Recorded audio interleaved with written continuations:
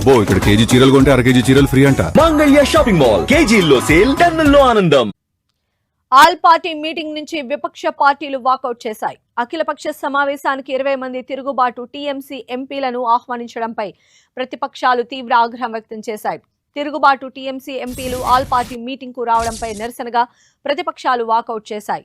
All party meeting నుంచి Congress, Samajwadi, DMK, JMM, Aam Aadmi, national conference, వామపక్షాలు, శివసేన, యూబీటీలతో సహా ప్రతిపక్షాలన్నీ అఖిలపక్ష సమావేశం నుంచి నిరసనగా వాకౌట్ చేశాయి. 20 మంది టీఎంసీ ఎంపీల విలీనానికి స్పీకర్ ఆమోదం తెలపలేదన్న ఎంపీ మహువా, అలాంటప్పుడు పార్లమెంటరీ వ్యవహారాల మంత్రి ఏ ప్రాతిపదికన ఈ 20 మంది తిరుగుబాటు ఎంపీలకు ఆహ్వానం పంపారని ప్రశ్నించారు.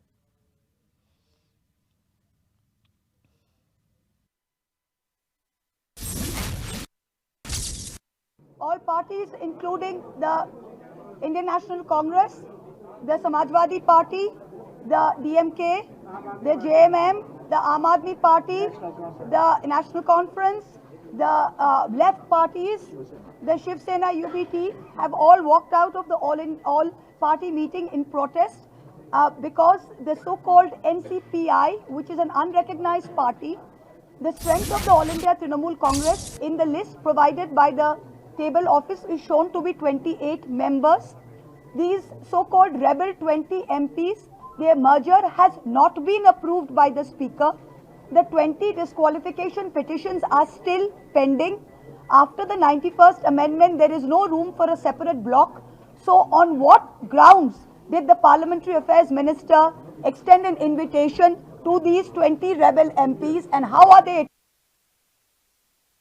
ఆల్ పార్టీ మీటింగ్ నుంచి ప్రతిపక్షాలు కూడా వాకౌట్ చేశాయి. మరి తాజా అప్డేట్స్ తెలుసుకుందాం. మా ప్రతినిధి గోపి మనకు అందుబాటులో ఉన్నారు. గోపి,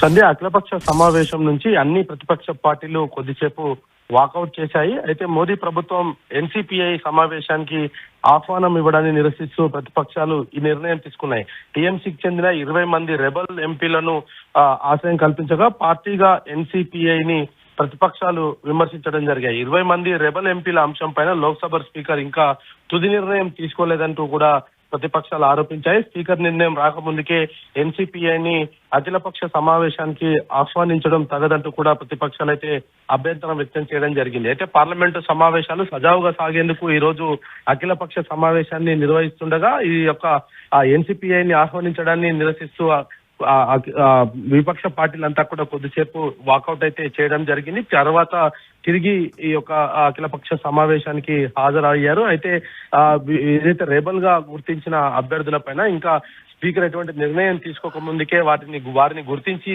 అఖిలపక్ష సమావేశానికి పిలవడం తగదంటూ ఇది రాజ్యాంగ విరుద్ధము, ప్రజాస్వామ్య విలువలకు విరుద్ధంగా బీజేపీ ఇటువంటి నిర్ణయం తీసుకుందనేది కూడా విపక్ష పార్టీలు అయితే ఆరోపించడం జరిగింది. అయితే టీఎంసీకి సంబంధించిన అభ్యర్థులు అంటే కేవలం ఎన్డీఏకి సంఖ్యాబలం కోసం మాత్రమే ఈ 20 మందిని కూడా ఆహ్వానించడం జరిగింది అనేది కూడా ప్రతిపక్ష పార్టీలు ఈ సందర్భంగా ఆరోపించడం జరిగింది. బిల్లులకు మద్దతు తెలిపేందుకు తమ యొక్క శక్తి బలాన్ని పెంచుకునేందుకే ఇటు కేంద్ర ప్రభుత్వం ఇటువంటి నిర్ణయాలు తీసుకుంటుంది.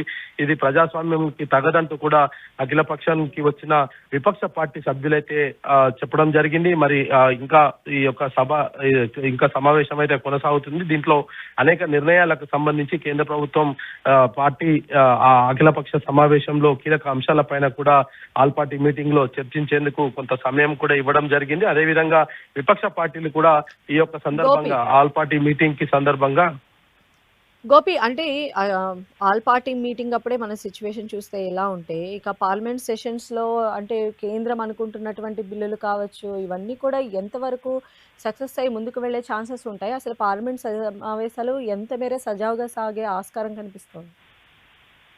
అంటే విపక్ష పార్టీలు ప్రధానంగా ఇదే అంశాన్ని పైన కూడా ప్రభుత్వానికి కొన్ని కీలక సూచనలు చేయడం జరిగింది. ముఖ్యంగా ఈ యొక్క అంశాన్ని ఏదైతే విపక్ష పార్టీలు లేవనెత్తిన అంశంలో చర్చించేందుకు తమకు సమయాన్ని కేటాయించాలనేది కూడా ప్రధానంగా విపక్ష పార్టీలు అయితే కోరుతూ ఉన్నాయి. దీంతో పాటు తాము ఇచ్చిన అంశాలను కూడా ఎజెండాగా పెట్టుకోవాల్సిన అవసరం ఉంది అనేది కూడా విపక్ష పార్టీలు అయితే ఇటు ప్రభుత్వానికి సూచిస్తున్న పరిస్థితి ఉంది. ఆల్ పార్టీ మీటింగ్ లో కూడా ఇదే అంశాన్ని చెప్పడం జరిగింది. ఇటు రామజన్మభూమికి సంబంధించిన అంశము, ఏదైతే విరాళాల చోరీకి సంబంధించిన అంశాన్ని కూడా ఎజెండాలో పెట్టాలి, దానిపైన కూడా చర్చ జరగాలి. అదేవిధంగా దేశంలో అనేక సంవత్సరాలుగా జరుగుతున్న పేపర్ లీకేజ్ కి సంబంధించిన అంశము, విద్యా వ్యవస్థలో సంపూర్ణంగా మార్పులు, వీటిపైన కూడా చర్చించేందుకు తమకు సమయాన్ని కేటాయించాలనేది కూడా విపక్ష పార్టీలంతా కూడా పట్టుబడుతూ ఉన్నాయి. అయితే ఒకవైపు ప్రభుత్వం సభను సజావుగా కొనసాగించేందుకు తమకు సహకరించాలని కోరుతుంది. మరోవైపు సభ సజావుగా సాగకుండా ప్రభుత్వమే ఇటువంటి నిర్ణయాలు తీసుకుంటుంది కూడా ఇటు ప్రతిపక్ష పార్టీలు అయితే ప్రధానంగా ఆరోపిస్తూ ఉన్నాయి. మరి ఈ రోజు కూడా ఈ అఖిలపక్ష సమావేశంలోనే గందరగోళ వాతావరణము కొనసాగడంతో మరి రానున్న పార్లమెంట్ సెషన్స్ ఏ విధంగా ఉండబోతున్నాయి అన్న దానిపైన మాత్రం కొంత ఆందోళనగానే ఉంది. అనేక కీలక బిల్లులను కేవలం కేంద్రం ఆ బిల్లులను పాస్ చేసుకునేందుకే సభ సంఖ్యలను పెంచుకునేందుకే ఇటువంటి నిర్ణయాలు తీసుకుంటుంది అనేది కూడా ఇప్పటికే విపక్ష పార్టీలు అయితే ఆరోపణలు అయితే చేస్తూ ఉన్నాయి. మరి ఆల్ పార్టీ మీటింగ్ పూర్తి అయిన వెంటనే దీనికి సంబంధించి ఇటు విపక్ష పార్టీలు, అధికార పార్టీలు కూడా మీడియాతో మాట్లాడే అవకాశాలు కనపడుతున్నాయి. సంధ్య. రైట్ గోపి.